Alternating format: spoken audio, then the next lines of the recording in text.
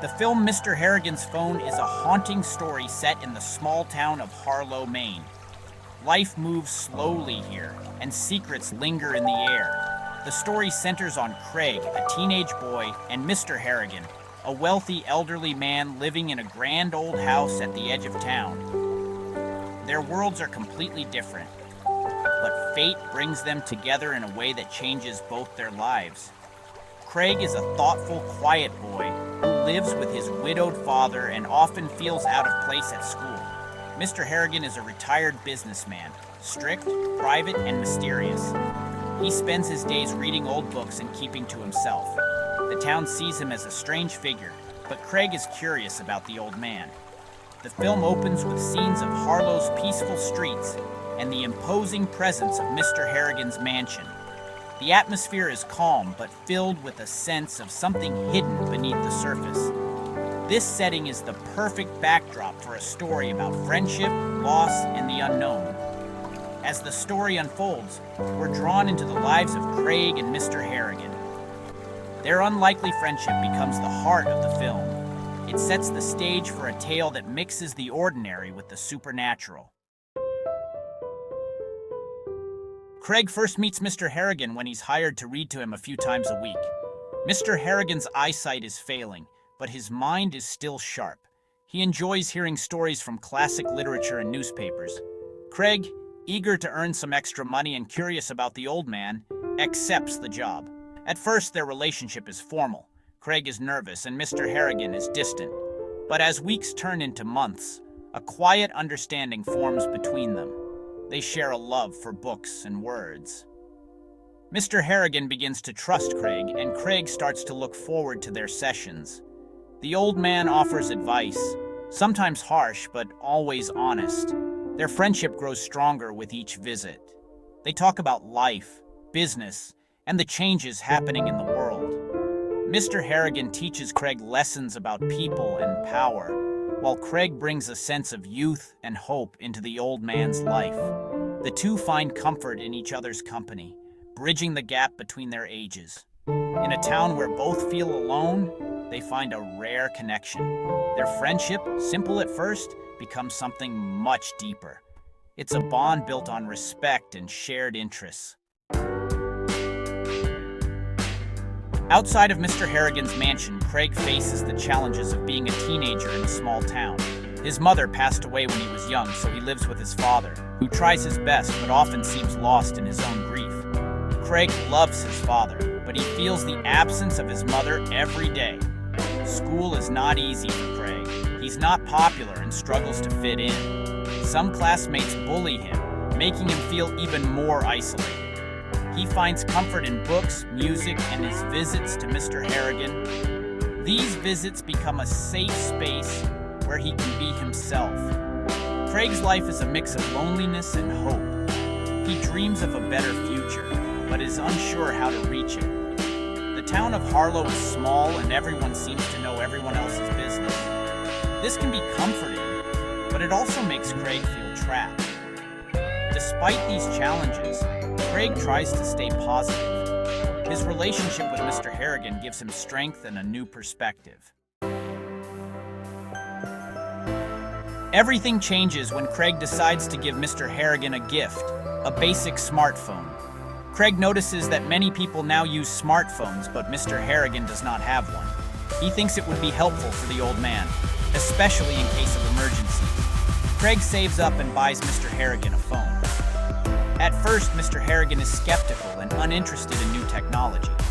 But Craig patiently teaches him how to use it, making calls, sending messages, checking the news. Slowly, Mr. Harrigan becomes curious about the phone's possibilities. The gift of the phone changes their relationship. Now they can stay in touch even when Craig is not at the mansion. They send each other short messages and share jokes. Mr. Harrigan even starts to enjoy features like checking stock prices and reading the news. This small act of kindness brings them closer. The phone becomes a symbol of their friendship, a bridge between old and new, past and present. Neither of them knows how important the phone will become in the days ahead. The device, meant for convenience, soon takes on a life of its own. Their bond deepens, but so does the mystery. The stage is set for the supernatural to enter their lives. One day, everything changes for me. I show up at the mansion and find out that Mr. Harrigan has passed away in his sleep. The loss hits me hard. He was more than just my employer. He was my friend and mentor. The whole town mourns Mr. Harrigan in its own way. Some remember him as a tough businessman. Others talk about his generosity. For me, the grief is personal. I go to the funeral and say goodbye, but the pain lingers. I keep wishing I could talk to him one more time, maybe hear his advice or just share a story. When I help clean out the mansion, I remember all the times we spent together. Those memories bring me a little comfort, but the house feels colder and emptier than ever. Then I realize I accidentally left Mr. Harrigan's phone in his pocket when he was buried. The thought troubles me, but I try to let it go. My world feels smaller without Mr. Harrigan. The friendship that gave me strength is now a source of sadness. I'm struggling to move on, not knowing that the phone is about to bring new mysteries into my life. The emptiness is overwhelming, but something strange is about to begin. After Mr. Harrigan's funeral, I felt lost and alone. One night, overwhelmed by grief, I called Mr. Harrigan's old phone number, just to hear his voice on the voicemail. To my surprise, the call went through, and I left a message, not expecting anything in return. But then, weird things started to happen. I began getting odd text messages from Mr. Harrigan's number, short, cryptic, sometimes just a single word.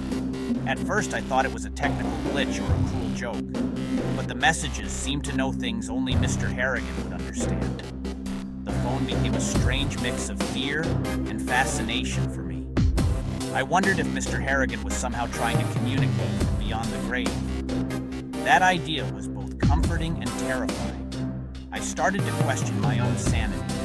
As these strange events continued, I became obsessed with the phone. The line between reality and the supernatural began to blur. I was pulled deeper into a mystery I couldn't explain. The phone's power over me kept getting stronger. I discovered that when I called Mr. Harrigan's number and left a message about someone who had hurt me, bad things happened to that person. At first, I thought it was coincidence, but the pattern was too clear. I was both scared and fascinated by this new power. I felt guilty, knowing my wishes might actually be causing harm. The phone became a dangerous tool, and I struggled with the temptation to use it. The more I used the phone, the more isolated I felt. The secret weighed heavily on me, making me feel even more alone. The power was too great, and the consequences too frightening. As the accidents piled up, I started to feel the true cost of my actions. I realized that using the phone for revenge was wrong, even if it felt justified. The guilt became overwhelming, and I started to fear the phone more than ever. I tried to stop using it, but the temptation wouldn't go away. I wondered if Mr. Harrigan was really behind the messages, or if something darker was at work. The mystery haunted me, and I couldn't find peace. The phone became a symbol of my inner struggle. It represented my desire for justice, but also my fear of crossing a line I couldn't come back from. In the end, I decided to get rid of the phone. I threw it into a lake, hoping that would finally break the connection. Only by letting go could I even start to heal. Through everything that happened with Mr. Harrigan and the phone, I learned important lessons about life, death, and the dangers of unchecked power. I realized some things are better left in the past, and that seeking revenge only brings more pain.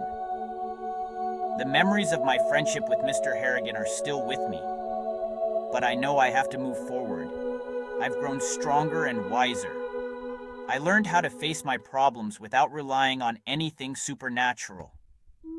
Losing Mr. Harrigan still hurts, but I find comfort in the things he taught me. I understand now that true strength comes from within, not from the power of some mysterious phone. In the end, I'm looking out over the lake, thinking about what's next.